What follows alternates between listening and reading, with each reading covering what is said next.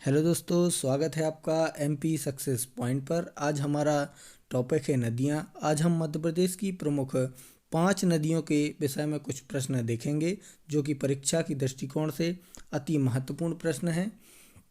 इन्हीं नदियों से अधिकतर परीक्षाओं में प्रश्न पूछे जाते हैं और ये नदियाँ मध्य प्रदेश की प्रमुख 5 नदियाँ जो कि मध्य प्रदेश की प्रमुख 5 बड़ी नदियाँ भी हैं, इन्हीं से अधिकतर एग्ज़ाम में प्रश्न पूछे जाते हैं।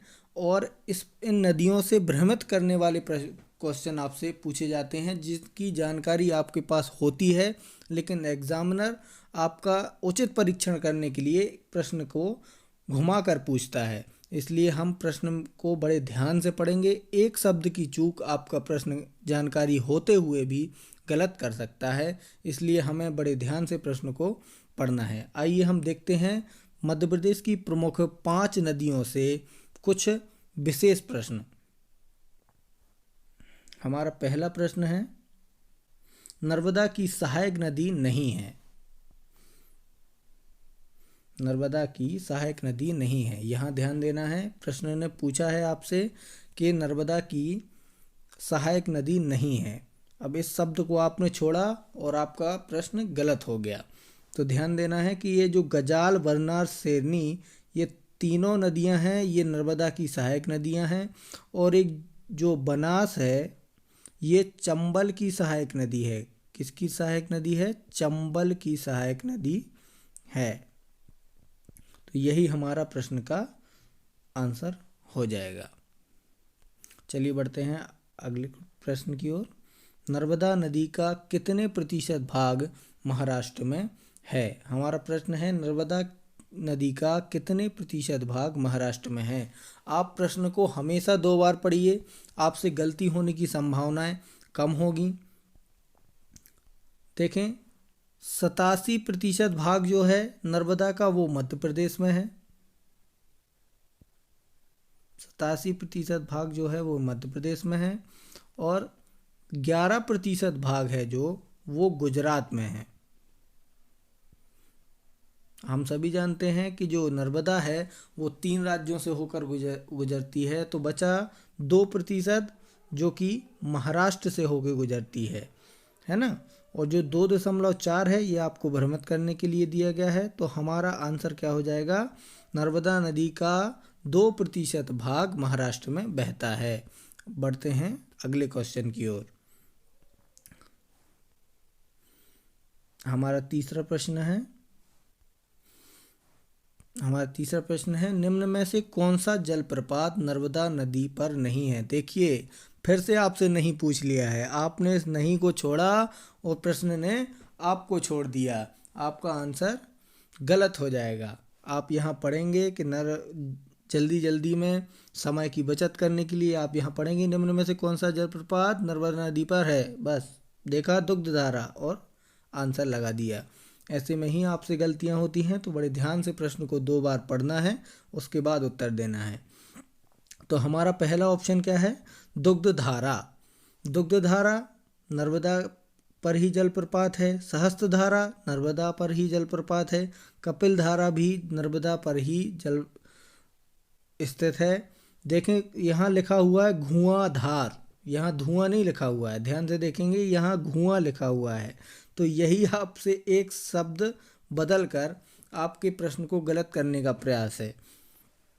तो हमारा आंसर क्या हो जाएगा? धुआंधार। अब ये भी प्रश्न बन सकता है कि दुग्धधारा जलप्रपात कहाँ है, सहस्त्रधारा जलप्रपात कहाँ है, कपिलधारा जलप्रपात कहाँ है। तो हमें इनके विषय में जानकारी होनी चाहिए कि दुग्धधारा जलप्रपात कहाँ है और सहस्त्रधारा जलप्रपात और कपिलधारा जलप्रपात।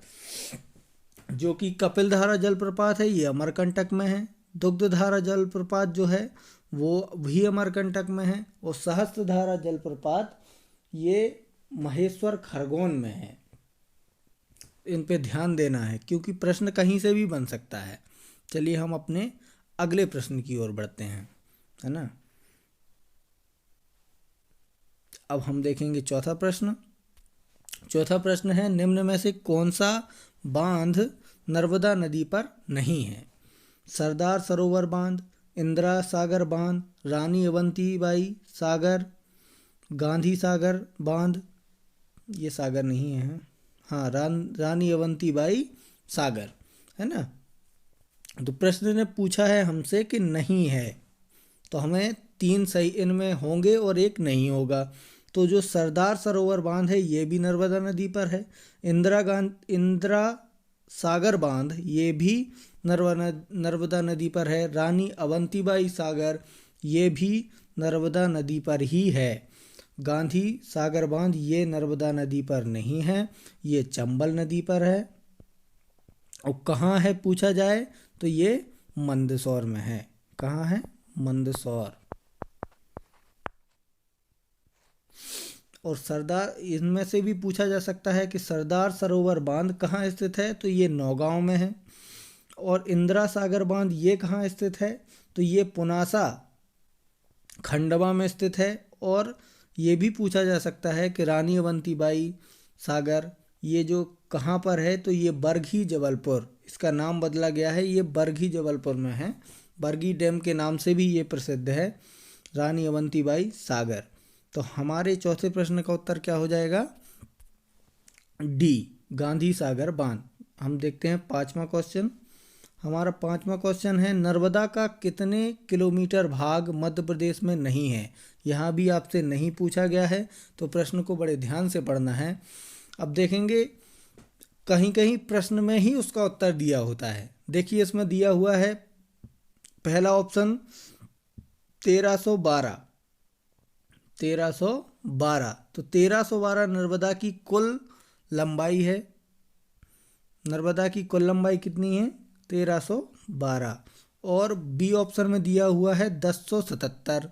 ये दिया हुआ है 1077 किलोमीटर, जो कि मध्य प्रदेश में बहती है। अब पूछा क्या गया है कि मध्य प्रदेश में नहीं बहती है, तो इसमें से इसको आप घटा दीजिए, आपका आंसर आ जाएगा। तो हमारा ऑप्शन क्या हो जाएगा? हमारा सही ऑप्शन क्या हो जाएगा? Option number D. आइए बढ़ते हैं हम अपने अगले क्वेश्चन की ओर। हमारा छठवां क्वेश्चन है, चंबल नदी यमुना नदी में किस स्थान पर मिलती है? तो हम देखेंगे कि हमारा ऑप्शन क्या है, हमीरपुर, पटना, इटावा और पुनासा। तो इस प्रश्न का सही उत्तर होगा इटावा। इस प्रश्न का सही उत्तर होगा इटावा। लेकिन हमें ये भी मालूम होना चाहिए कि हमीरपुर में क्या है, पटना में क्या है और पुनासा में क्या है। तो देखिए हमीरपुर में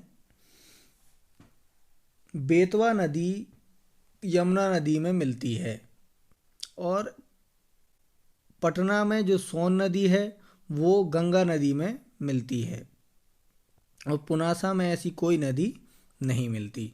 तो हमसे अगर ये भी पूछ लिया जाए कि हमीरपुर में कौन सी नदी किस नदी में मिलती है, या ये पूछ लिया जाए सोन नदी कहाँ गंगा में मिलती है, तो हमें ये पता होना चाहिए, है ना।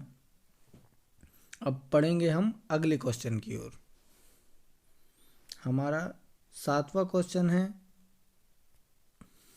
चंबल नदी की सहायक नदी नहीं है। यहाँ भी भ्रमित करने की कोशिश की गई है, नहीं कहा गया है, लेकिन हम भ्रमित नहीं होंगे, ये हमने संकल्प लिया है। हम प्रश्न को 2 बार पढ़ेंगे।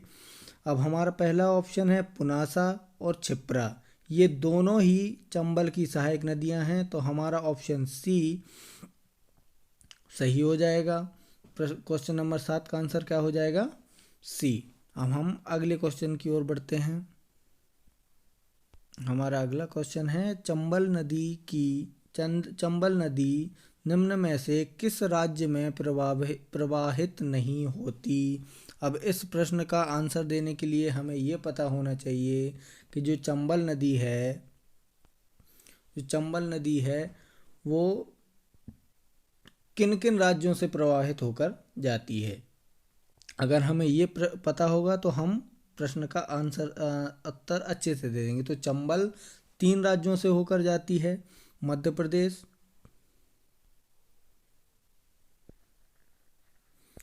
प्रदेश और यूपी, उत्तर प्रदेश तथा राजस्थान। तो अब इन तीनों प्रदेशों से होकर चंबल जाती है। तो अब हमारा चौथा कौन सा दिया हुआ है ये हमें देखना है। तो देखिए इसमें गुजरात दिया हुआ है चौथा। तो हमारा सही आंसर क्या हो जाएगा? गुजरात। हमारा सही आंसर हो जाएगा गुजरात। आइए बढ़ते हैं हम अगले क्वेश्चन की ओर।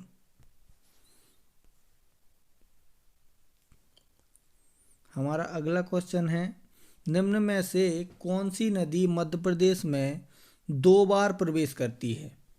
देखिएगा, प्रश्न पूछ रहा है कि कौन सी नदी 2 बार मध्य प्रदेश में प्रवेश करती है। तो जो चंबल नदी है ऑप्शन नंबर बी में, ये मध्य प्रदेश में 2 बार प्रवेश करती है। तो हमारा सही आंसर क्या हो जाएगा? चंबल। बढ़ते हैं हम अगले क्वेश्चन की ओर। हमारा 10वां क्वेश्चन है, निम्न में से कौन सी नदी 2 प्रदेशों की सीमाओं का निर्माण करती है? ये इस प्रश्न में ऐसा भी पूछा जा सकता है कि निम्न में से कौन सी नदी 2 प्रदेशों की प्राकृतिक सीमाओं का निर्माण करती है? तो चंबल नदी ही प्राकृतिक सीमाओं का निर्माण करती है। किन की प्राकृतिक सीमाओं का निर्माण करती है? तो मध्य प्रदेश और राजस्थान। मध्य प्रदेश और राजस्थान की सीमाओं का निर्माण करती है। इस चीज को ध्यान रखेंगे। आगे बढ़ते हैं। हमारा 11वां क्वेश्चन है, कालिदास ने अपने ग्रंथ मेघदूत में चंबल नदी का उल्लेख किस नाम से किया है? ये बहुत महत्वपूर्ण प्रश्न है, ये कई बार परीक्षाओं में पूछा गया है, तो इस पर ध्यान देंगे। तो चंबल नदी को 2 नामों से जाना जाता है, 2 अन्य नामों से भी जाना जाता है, चरमावती और चमणवती, जो ऑप्शन नंबर बी में है और ऑप्शन नंबर सी में है। तो अब हमारे पहला ऑप्शन और चौथा ऑप्शन तो कट गए, तो हमारे 2 ऑप्शन बचे। तो चमरणावती जो है वो मेघदूत ग्रंथ में कालिदास जी ने चमरणावती नाम से चंबल नदी को उल्लेखित किया है। तो हमारा आंसर सी सही हो जाएगा। हमारा आंसर सी सही हो जाएगा। इस चीज को याद रखना है, ये मोस्ट आईएमपी क्वेश्चन है। आइए बढ़ते हैं हम अपने अगले क्वेश्चन की ओर। हमारा अगला क्वेश्चन है, सोन नदी किस दिशा की ओर प्रवाहित होती है? हमारा क्वेश्चन है, सोन नदी किस दिशा की ओर प्रवाहित होती है? पहला ऑप्शन है उत्तर से दक्षिण की ओर, दूसरा ऑप्शन है दक्षिण से उत्तर की ओर, या पूर्व से पश्चिम की ओर, या दक्षिण से पश्चिम की ओर। तो इस प्रश्न का हमारा सही उत्तर हो जाएगा option number B. Option number B, दक्षिण से उत्तर की ओर। इस प्रश्न का हमारा सही उत्तर होगा दक्षिण से उत्तर की ओर, क्योंकि जो सोन नदी है वो दक्षिण से उत्तर की ओर प्रवाहित होती है, नीचे से ऊपर की ओर। आइए बढ़ते हैं हम अपने नेक्स्ट क्वेश्चन की ओर। हमारा नेक्स्ट क्वेश्चन है, सोन नदी की सहायक नदी नहीं है। हमसे पूछा गया है सोन नदी की सहायक नदी नहीं है, तो हमें वही बताना है। हमारा ऑप्शन है मोहिला, रिहंद, तवा, बनास। तो यहाँ मोहिला नहीं जोहिला होगा, तो यहाँ समझ लेंगे मोहिला नहीं जोहिला होगा। तो मोहिला, रिहंद और बनास तीनों ही सोन नदी की सहायक नदी हैं, जबकि जो तवा है ये नर्मदा की सहायक नदी है। तो ऑप्शन नंबर सी हमारा सही हो जाएगा। हम क्वेश्चन नंबर 14वें की ओर बढ़ते हैं।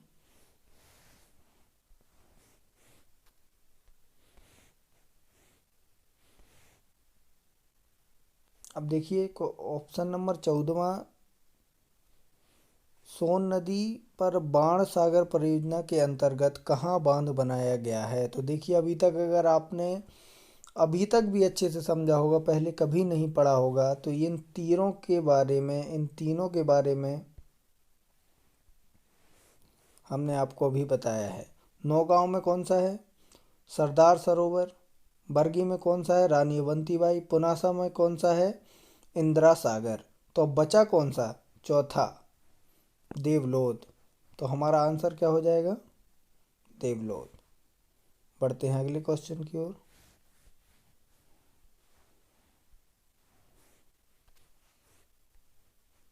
हमारा 15वां क्वेश्चन है, किस नदी पर सीधी में सोन अभयारण्य बना है? तो सोन नदी पर सीधी में सोन अभयारण्य बनाया गया है। नाम से ही साफ साफ स्पष्ट हो रहा है कि सोन नदी पर सोन अभयारण्य सीधी में बनाया गया है। बढ़ते हैं अगले क्वेश्चन की ओर। हमारा अगला क्वेश्चन है, मुल्ताई कुंड से कौन सी नदी निकलती है? हमारा अगला क्वेश्चन है कि मुल्ताई कुंड से कौन सी नदी निकलती है? तो मुल्ताई कुंड से ताप्ती नदी निकलती है। हमारा आंसर हो जाएगा ऑप्शन नंबर डी, ताप्ती नदी। रिहंद, बेतवा, तवा और चौथा ऑप्शन है ताप्ती। तो हमारा चौथा ऑप्शन सही हो जाएगा। चलिए बढ़ते हैं हम अपने अगले क्वेश्चन की ओर। हमारा अगला क्वेश्चन है, पूर्णा नदी किस नदी की सहायक नदी है? पूर्णा नदी किस नदी की सहायक नदी है? तो पूर्णा नदी सोन नदी की नहीं है, ताप्ती नदी की है। किस नदी की है? ताप्ती नदी की। ऑप्शन नंबर डी हमारा सही हो जाएगा। एकमात्र ये पूर्णा नदी है जो ताप्ती नदी की सहायक नदी है, तो उसको ध्यान में रखेंगे। अगला क्वेश्चन देखते हैं।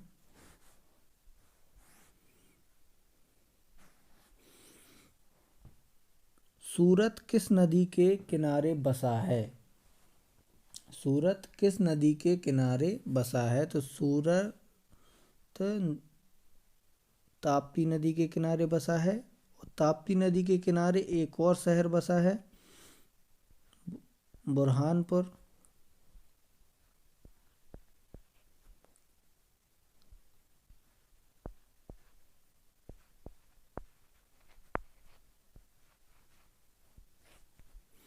और सूरत तो है ही।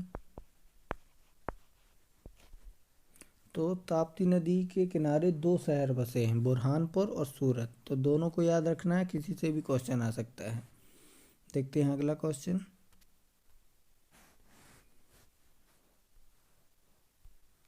हमारा अगला क्वेश्चन है, पचमढ़ी के महादेव पर्वत से कौन सी नदी का उद्गम होता है? ऑप्शन है ताप्ती, तवा, क्षिप्रा और कोसी। तो तवा नदी का उद्गम पचमढ़ी के महादेव पर्वत श्रृंखला से होता है। तो हमारा आंसर हो जाएगा ऑप्शन नंबर बी। बढ़ते हैं अगले प्रश्न की ओर।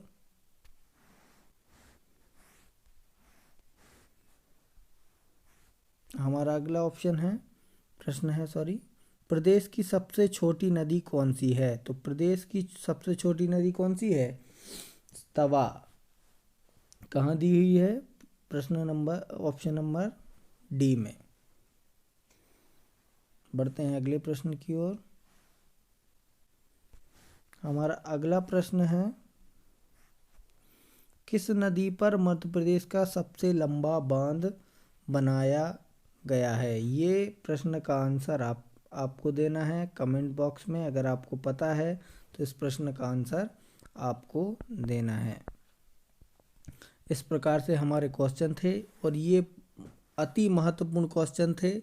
जिस प्रकार से परीक्षा में प्रश्न पूछे जाते हैं, हो सकता है यही प्रश्न परीक्षा में ना पूछे जाएं, लेकिन इसी प्रकार के पैटर्न के प्रश्न परीक्षाओं में पूछे जाते हैं। तो हमें इसका ध्यान रखना है कि जब भी हम किसी भी नोट्स में से या बुक में से पढ़ रहे हैं तो इस चीज़ का ध्यान रखें कि इस प्रकार से प्रश्न पूछे जा सकते हैं। और आपको अगर वीडियो पसंद आई है तो लाइक करें, चैनल को सब्सक्राइब करें और वीडियो को अपने दोस्तों के साथ शेयर करें ताकि उन्हें भी इन प्रश्नों का लाभ मिल सके। जय हिंद, धन्यवाद। चलिए बढ़ते हैं हम अपने अगले क्वेश्चन की ओर। हमारा अगला क्वेश्चन है, पूर्णा नदी किस नदी की सहायक नदी है? पूर्णा नदी किस नदी की सहायक नदी है? तो पूर्णा नदी सोन नदी की नहीं है, ताप्ती नदी की है। किस नदी की है? ताप्ती नदी की। ऑप्शन नंबर डी हमारा सही हो जाएगा। एकमात्र ये पूर्णा नदी है जो ताप्ती नदी की सहायक नदी है, तो उसको ध्यान में रखेंगे। अगला क्वेश्चन देखते हैं।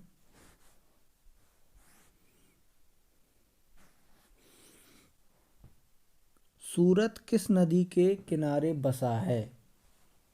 सूरत किस नदी के किनारे बसा है? तो सूरत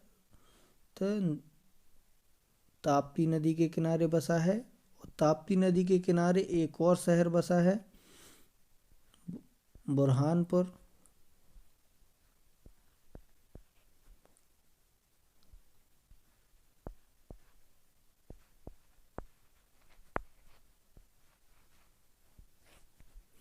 और सूरत तो है ही।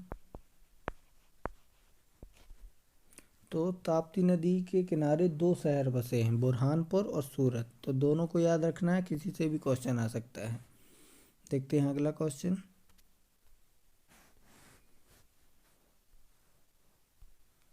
हमारा अगला क्वेश्चन है, पचमढ़ी के महादेव पर्वत से कौन सी नदी का उद्गम होता है? ऑप्शन है ताप्ती, तवा, क्षिप्रा और कोसी। तो तवा नदी का उद्गम पचमढ़ी के महादेव पर्वत श्रृंखला से होता है। तो हमारा आंसर हो जाएगा ऑप्शन नंबर बी। बढ़ते हैं अगले प्रश्न की ओर।